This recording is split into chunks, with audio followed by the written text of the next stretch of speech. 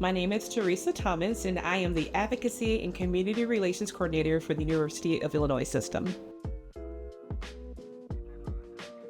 Yes, so the Office of External Relations and Communications is under the leadership of Adrienne Nazon, our Vice President, and it is comprised, I would say, if you were to separate us into three different functions, and that is government relations, strategic marketing and branding, as well as FOIA. And I happen to work in the advocacy space, which supports that government relations. And so we have our state, our federal, and our local and state, which is the Chicagoland area. And advocacy is pretty much alums, students, faculty, staff, retirees, 43,000 plus at this stage that we activate to advocate on behalf of the U of I system. And so I don't know how many times I mentioned Illinois Connection Advocate in this video, but I really want to encourage you to join because it is so empowering to utilize your voice, your story, your experiences, your research to advance for the next generation of students, faculty, staff, alum that will come through the University of Illinois system. So please join Illinois Connection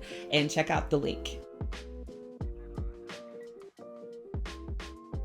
So earlier I did speak of the Illinois Connection Advocacy Program.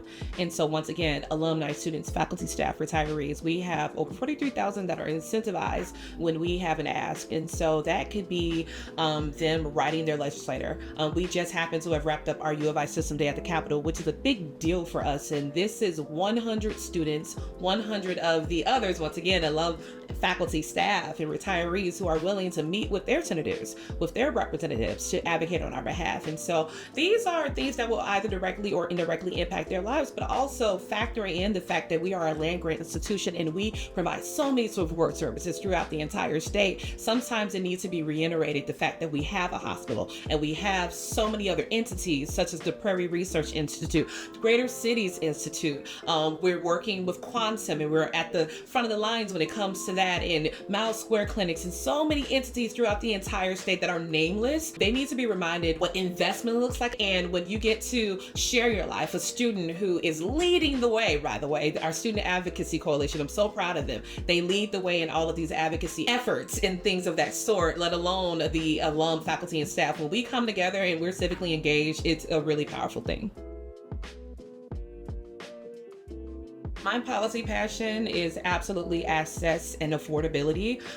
Just us being in a space of higher education. The saying that I know to be true, and it's a quote that I cannot think of the person who said this, but it's in reference to just education being the great equalizer. I feel that there's a vast historical record as well as a personal lived experience that I have that it can change your trajectory. We're talking about communities of people who, upon receiving either the formal education that we provide or the informal one that many people actually access through us as well, it changes lives. And so I am the most passionate about that, especially when I get to experience the stories and the lives of our students and alum who say, yeah, I'm the first generation. No one went to finish high school in some instances or college prior to me. And I've been able to build this experience for my next generation moving forward to have just something different, just something tangible they can be able to pass down to the next. And so it warms my heart, it keeps me going for sure.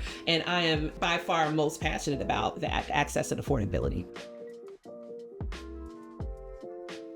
I would say what inspires me is moving the dial. I oftentimes get to work really closely with students, and I see them when they initially have the opportunity to advocate for the first time and how empowered they are when they recognize that their voice, their story, their experiences truly did have an impact. Sometimes when you are a legislator and you're looking at a bill and everything gets on a sheet of paper, that's one perspective that can be quite limiting. But when you have conversations with people whose lives have been transformed, it's something that makes you consider. So even if you may not agree with the stance that we have, that human connection, it really does impact your ability to let me at least have more conversation and not be hostile. And so that really does help me or keep me going in my work, just recognizing the power of advocacy and that you do make a difference and your story is so powerful.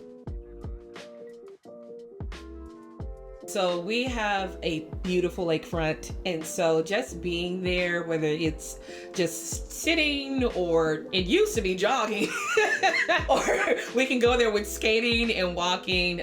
It's a favorite pastime of mine. This is such an extra answer, and I apologize. It's my personality. And so give me a decaf espresso with some almond milk and sweeten it up a bit, and I am a happy camper.